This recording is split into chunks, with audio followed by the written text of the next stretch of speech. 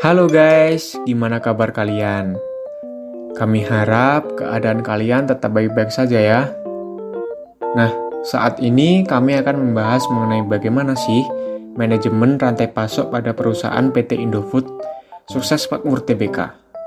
Tapi, sebelum itu kenalin dulu nih, kami dari kelompok 2 yang beranggotakan Ahmad Ubaidillah, Adolfinus Septa Andana, Fainan Faroh, Anisya Koinunimah, Nursia Ada Alisya, dan juga Atia Sabitanida. Oke, tanpa berlama-lama lagi, skuy kita dengar dan simak penjelasan di video ini. Cekidot!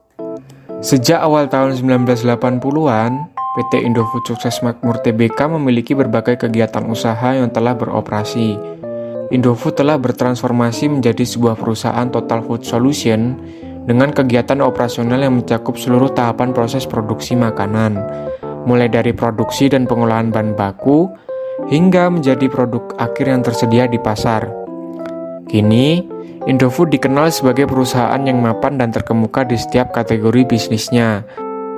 Terkenalnya PT Indofood Sukses Makmur Tbk tentunya tidak terlepas dari kegiatan manajemen rantai pasok yang terjadi dilakukan pada perusahaan, seperti usaha tani, transportasi, pengolahan, pendistribusian, dan juga penyimpanan. Lantas bagaimana PT Indofood Sukses Makmur Tbk melakukan manajemen terhadap faktor pengendali seperti usaha tani, transportasi, pengolahan, pendistribusian, dan juga penyimpanan untuk menciptakan produk saus? Mari kita lihat di video ini.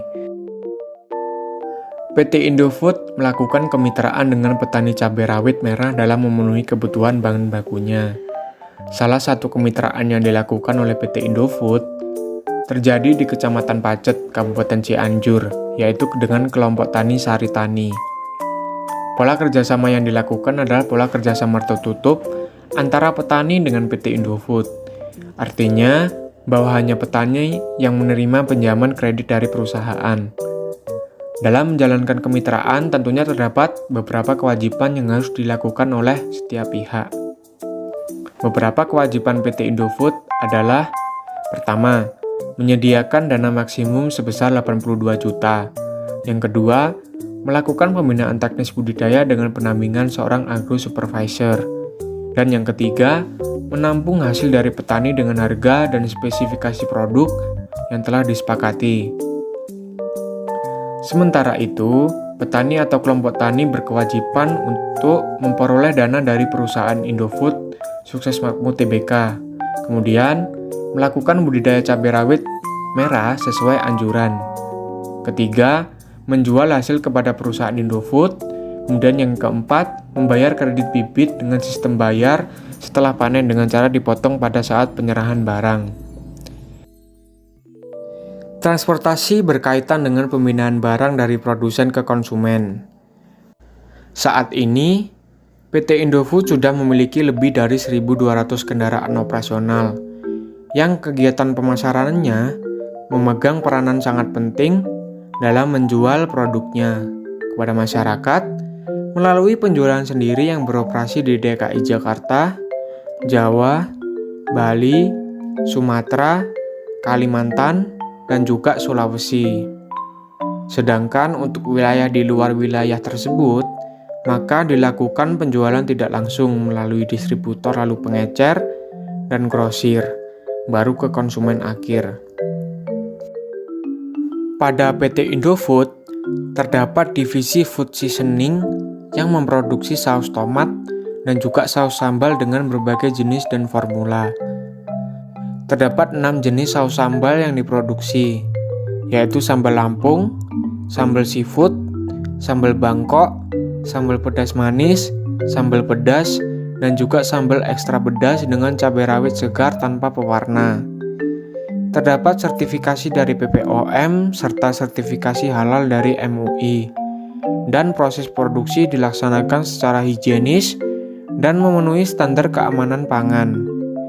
Banyaknya jenis dari saus yang telah diproduksi tentunya tidak terlepas dari permintaan konsumen, sehingga berdasarkan hal ini dapat diketahui bahwa PT Indofood dalam melakukan pengolahan tetap memperhatikan permintaan konsumen.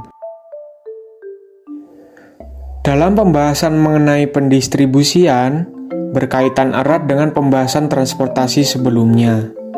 Pendistribusian ini membahas mengenai alur pemasaran yang dilakukan oleh PT Indofood Sukses Makmur Tbk. Banyaknya transportasi yang dimiliki oleh PT Indofood menunjukkan bahwa perusahaan tersebut sangat memperhatikan kepuasan dari pelanggan, sehingga untuk alur distribusi tidak memakan waktu lama untuk sampai ke konsumen. Penyimpanan akan membahas mengenai penyimpanan bahan baku dan juga penyimpanan produk.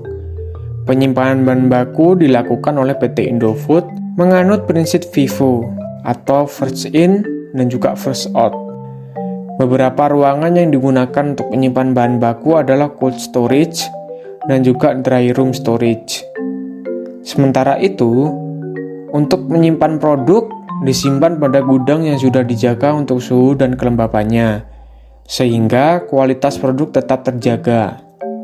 Sekian pembahasan mengenai faktor-faktor pengendali dalam rantai pasok yang dimanajemen oleh PT Indofood Sukses Makmur Tbk.